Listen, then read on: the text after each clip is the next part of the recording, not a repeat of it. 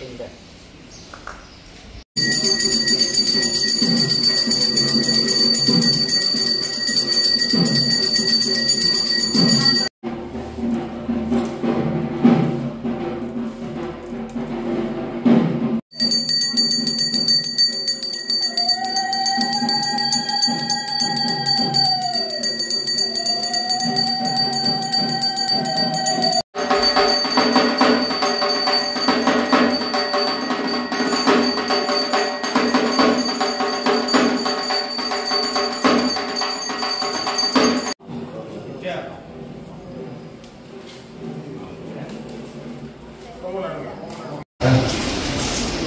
এবছর দুর্গাবাড়িতে না শুধু এবছর পঞ্জিকা অনুযায়ী সব পূজার সময়ই ভীষণ সংকীর্ণ।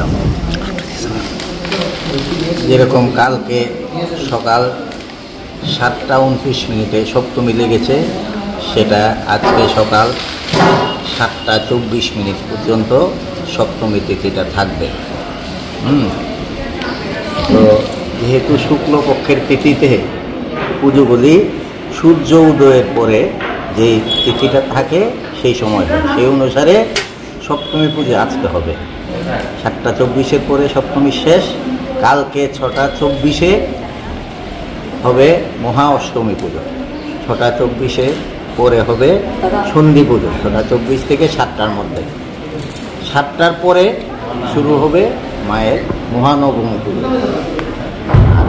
তারপর দিন মানে শনিবার অধিক নবমী পঞ্জিকা অনুসারে 5:44 পর্যন্ত আছে, সুতরাং সূর্য উদয়ের পরে আছে, সেই জন্য অধিক নবমীটা করতে হবে। এই হলো এবছরের দুর্গা পূজার পঞ্জিকা অনুযায়ী তিথি। পঞ্জিকা অনুযায়ী তিথিটা আমাদের মানতে হবে। তবে সেই কারণে শুধু দুর্গা বাড়িতে না, সব জায়গাতে এইভাবেই পুজো হচ্ছে।